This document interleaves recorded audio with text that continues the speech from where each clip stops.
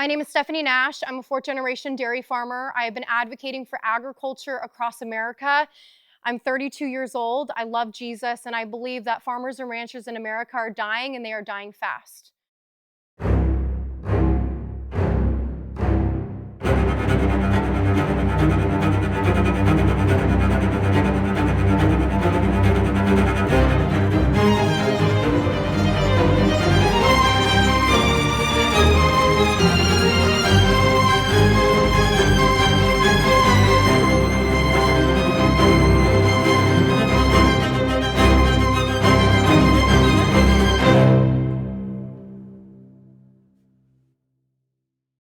I'm in Moore County right now with farmers and ranchers talking about Jack Daniels. For consumers everywhere, I want you to understand the program that is being taken away from our farmers and ranchers here in Moore County, and to give you a bigger perspective of what these farmers and ranchers do for our country. The Jack Daniels Slop Feeder Program was a long-running arrangement with local farmers in the Lynchburg and surrounding areas. After the distillery finished the whiskey-making process, the leftover mash, often called slop, made from corn, rye, and barley wasn't wasted. Instead, our farmers and ranchers from Moore County and surrounding areas would haul out big truckloads and give the slop to their cattle. Here is what it did for our farmers. Provided low-cost feed for farmers. It supported sustainability for farmers, knowing what they could spend month to month or what availability was going to be readily available to them.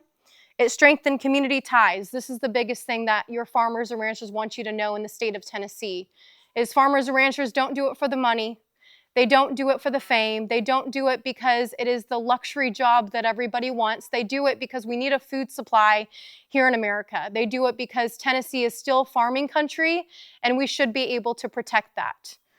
And so today we share the stories of Moore County. We share the story of Jack Daniels, and we urge consumers to know what farmers and ranchers are going through. It is so important to secure our food supply in America. It is so important to keep our farmers and ranchers here, because in the last 2 years, we have seen more imports in our country than ever before. We have surpassed imports compared to exports. We are bringing in food rather than keeping it here and creating community and strong relationships with our farmers and ranchers because of progress. And I'm not ashamed to say that. So if you are in the state of Tennessee and you are leading our state in the wrong direction, we will be calling you out because you have stayed silent for too long. You sit in seats at the Capitol and you say nothing about what is happening in our rural communities. So take the time to listen to these stories, share them everywhere, and remember, without farmers and ranchers, we will be buying more food. We will have a crippled agriculture economy, and these big corporations will destroy America.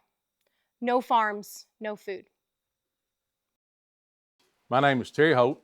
I've been farming since I was a little feller with my daddy down here on the creek, and I started to work here when I was 12 years of age. I do want to say one thing before I get too far into this, that whatever I say today, I want the Lord to be praised in it. Whatever we receive in it, I want to give God the glory for it. You know, and I said this the other night in the meeting that I stood up in. I said, where did we go wrong? We've been there when you ran over with slop and you call us in at midnight to haul your slop off. You called us and we come in, and we came in to help. We was the ones there that towed them out in 5-gallon buckets when the slop first started. We was the guys that hauled them out in 55-gallon drums. I can remember several of the guys that when I first started hauling, even at 16 years of age. But we did come in because you called and because we felt like that's something we need to do to be able to keep what you're providing for us. It's supposed to help both sides, and I feel like it did. But as I said the other night, where did we go wrong? Where did y'all separate from the farmers?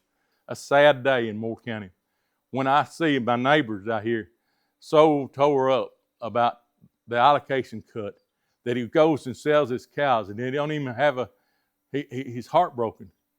He's destroyed, and he's going to go bankrupt for those things that are happening. You know, I said I've hauled slop for 45 years. There's some people here that hauled it a few years longer than I have. Give us an opportunity. Give us a chance. Hear our cry, knowing that it's not just farming. I said that even to my wife before I left. I want people to know it's not just for farmers that we have here. That's not the only reason I'm standing here. I'm standing here for a whole community of Moore County, trying to figure out what's next. You know what's next? What's next is Jack Daniel coming back and, hey, can we work together? Can we find a way to work? Can we get our allocations? Can we make things go? That's what I'm after. It ain't about me. It's about our whole community. Understand that we need you, and I'm going to be honest with you, you need us. I don't want you to ever think it's just about farming. It's not about farming. You say, well, that's the only reason you're standing there. No, I'm standing there because my grandkids, these folks that I know, their kids, all those kids that I've ever coached, that's who I'm standing for Moore County. We're still going to be Moore County. We don't want to change. We don't want to do anything different. We want to be us as Moore County and what we live and dream of being able to farm. I don't really know where to start other than a few years ago, Jack Daniel had a meeting and the farmers went to it. And they said that they were going to cut out our program 50%. So we made some adjustments and everything. And they were supposed to increase their yield, which would increase the slop. So it was supposed to pass each other. What they were going to send to the digester was supposed to bring it up for the farmer. And then the farmer was going to be probably at 85%, is all we were going to lose was that 15%. Well, that didn't happen. The other night we went to a meeting and found out we're going to be completely cut out. Now, we've got farmers here that have other incomes, but the majority of the farmers, this is their only income. And they've spent thousands of dollars to build filter strips. And we were required to do that. In 1980, I believe it was, Jack Daniel decided to dry all of their slop. And that was going to cut us completely out. So my dad and all the farmers then that fed slop, they got together and we were on the national news. Dan Rather, we were in magazines, newspapers, all of the newspapers. And it was a big deal. And what happened was they come in then and they said, well, you got to have all these filter strips. So broke as we were, we went ahead and built them because that's what the EPA and all that wanted. We built all these filter strips, we spent all this money, and we continue to this day to spend money. Our trucks are $100,000 a piece. The tanks that we haul on, they cost anywhere from $10,000 to $20,000 to make. Now that's not something that you can sneeze at. That's not income you can sneeze at. That's money we've got to come up with. So we spent all this money, and then they come up and they say, come April 1st, y'all are cut out. What are the farmers that this is their only income? What are they supposed to do? They can't. Some of them is too old to go get another job. Some of them are too old to do something else. They don't have the opportunity to do anything else because they've spent all their money on this. And what about the new guys that have come in? And I can name a few that they've spent all this money to get them a truck. They've spent $400,000 on a farm that you can't do nothing with except feed cattle. That's all it's good for. You can't grow a crop on it because it's a hillside. So that fertilizer is no good to us. We can't grow nothing. You can't keep a plow on the side of a hill to grow grain to feed your cattle. So all that farm is good for is to feed slop. So you've spent that money, you're out that money, you're in debt that money. And Jack Daniel didn't bother to tell us that this was coming down the pipe. But we got no indication whatsoever from them of any other plan other than the one that they told us about. So we made no preparations. I mean, we're not stupid people. We would have made preparations if we would have known what was coming down the pipeline. And as far as we know now, there's nothing coming down the pipeline. It's gone. And I think we should try to fight for what we believe. We've always stood up for Jack Daniel.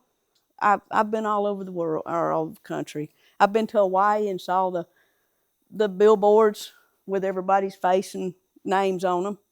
I've seen all the commercials in California. I've been to New York and seen that. And we've always been the face of Jack Daniel. Jack Daniel wouldn't be anything without our faces and without our support. And when they needed us, the farmers laid everything down and helped them.